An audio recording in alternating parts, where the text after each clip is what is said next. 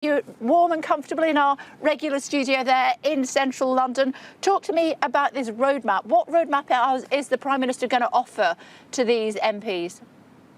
Well, if you look at the announcement we're making today on the Towns Fund, £180 million to towns like Blackpool, £39 million to Blackpool for an enterprise zone and the illuminations being invested in. Warrington as well, £21 million to Warrington. Out of the 101 towns that have been earmarked for the 3.6 billion of funding, 45 are in the Northern Powerhouse and about 30 are in the Midlands engine. We're refreshing the industrial strategy and the Prime Minister's focus is absolutely on the levelling up agenda. In our hospital building programme, 14 hospitals are in the Northern Powerhouse. That is what Jake Berry and Simon Clarke and others want to see happen. Real investment in infrastructure, but also in jobs. They're very passionate about creating the jobs in the Northern Powerhouse, in their constituencies, which is why you look at the skills announcement by the Prime Minister, where anyone at any age who wants to skill up, reskill, upskill, the government will stand behind you and pay for that skilling that you need to be able to deal with the post-pandemic world in the Northern Powerhouse and other parts of the country as well. I wonder why they're expressing their concern then if all of this is coming down the pike. Did they not know about it? No, of course they know about it, but I think they rightly are champions for their area.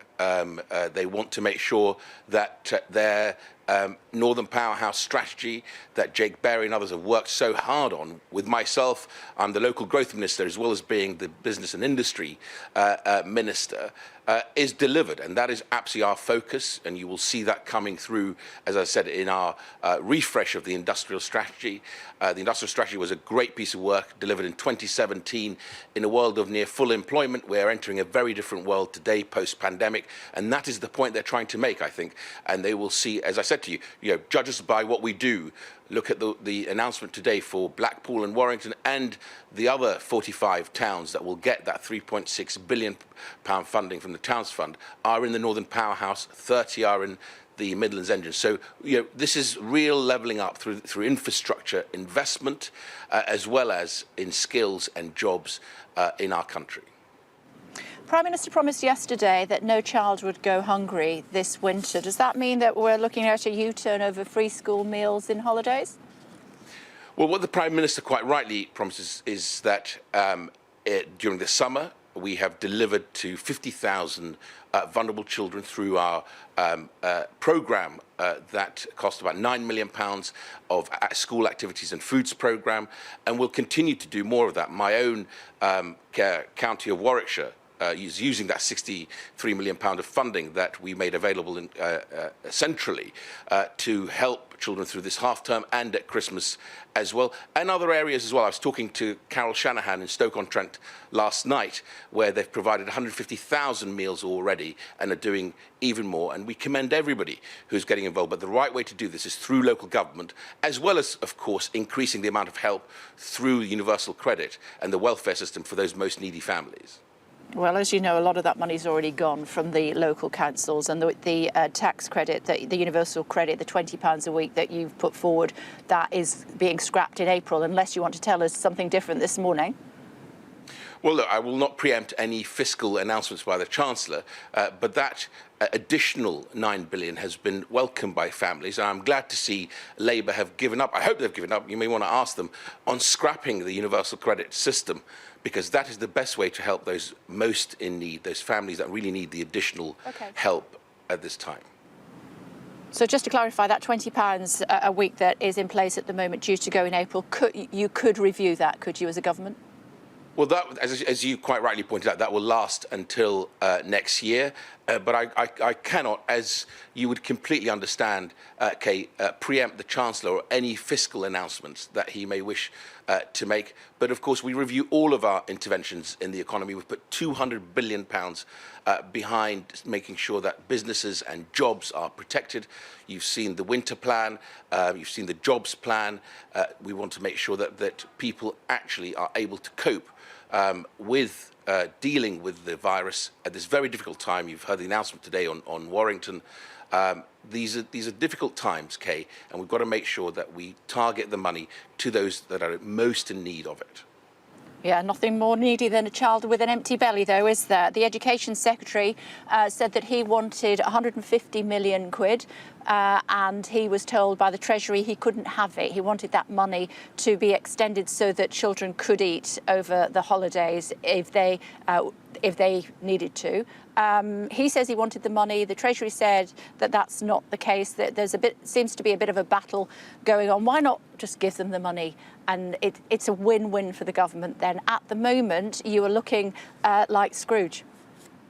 Well, I don't think there is a battle. I think the Education Secretary is to be commended for the pilots that we ran on on holiday activities and food programs. I was very involved in those. I was the Children and Families Minister who brought them into place. Really important activities for those most needy children, as well as food. And when you talk to the people delivering them on the ground, as I said, I spoke to Carol Shanahan last night, these are incredibly important pilots, and we will look at how we can learn from those and how we can build on those. The best way to do it, as the Prime Minister quite rightly outlined, is through local government. 17 local authorities participated in that pilot, and of course through the actual welfare system, the universal credit system, delivering that additional help for those families that most need it. Yeah, we've discussed that. So it's a team effort. This isn't about you won't tell me whether that's going to be extended after April. So it's not a matter of pointing fingers. It's a matter of feeding hungry kids over the holiday break. You know, my question is: the Education Secretary says he's asked for 150 million quid. The Chancellor said you're not having it, and in the middle we've got kids who are hungry. Well, look, again, I think you are quoting the Education Secretary and speculating on stuff that I don't recognise. There is absolute lockstep between the Chancellor and the Education Secretary and the Prime Minister and this government to make sure that we target funding to those families that need it. £9 billion more funding for those families, as well as 63 million to local authorities. My local authority has chosen to use that money for this half term and for the Christmas holiday. Other local authorities are doing similar things. The best way to deal with this is through both local government and through the welfare system, and that's the right thing to do. We've run a pilot costing £9 million this summer, feeding 50,000 children.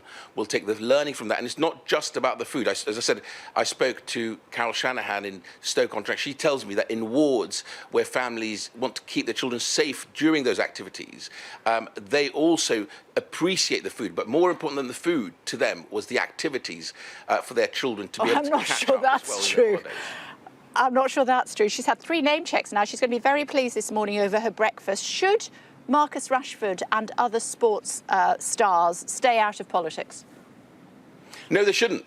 And I'm going to give her a 4th name. Carol Shanahan, who's the chairman of Port Vale Football Club, is a force of nature. She's a brilliant superstar in what she's done for her community, as has Marcus Rashford. Marcus Rashford is doing an incredible job highlighting some of the issues around this. They are complex. What I do appreciate more than anything else that Marcus Rashford's done is he said, look, let's take politics out of this. Let's stop the finger pointing and attacking people over this. Let's work together so that we deliver the best outcomes for the most needy families.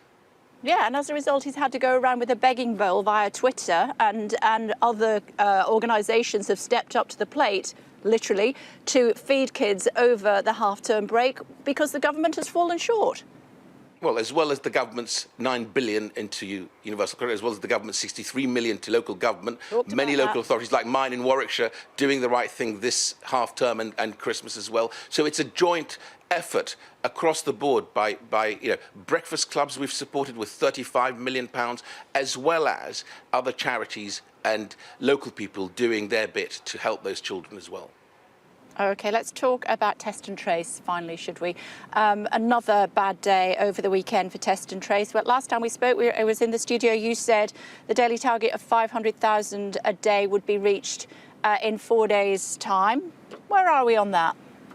We will reach the target of 500,000 test capacity by the end of this month, in 4 days' time, by new labs coming online. That's smoke and mirrors, isn't it? 500,000 tests. When are we going to see 500,000 tests? Well, we're seeing 500,000 test capacity. Tests normally follow, so we're running at about 300 plus thousand tests at the moment. Capacity is at 370,000. So normally these things actually follow through. And you're seeing us, we've gone from, and you've heard me say this before, Kay, 2,000 test capacity in March to now reaching 500,000 test capacity by the end of this month. That is to be commended, I think. OK, final thought before I let you go, Minister. Dido Harding, who is Chief of Test and Trace, is she doing a good job? I think she's doing a very difficult job, really well. I tell you for why, because I sit on the Local Action Committee Gold, where we go through the data on test and trace and how well the system is working. It can always get better, as the Prime Minister has said. We now have 100 local test teams doing that sort of in-depth testing, especially around local breakouts of the virus, as well as the national infrastructure.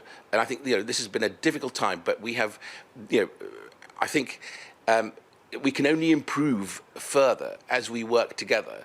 And I think Dido has led the team in an incredible way. She's working 7 days a week, 19-hour days. This is a joint effort by many, many people to be commended who work with Dido and are delivering the test and trace system, which has delivered 1.1 million people have been identified, and something like 800,000 have been isolating, stopping them from spreading the virus further. That is to be commended.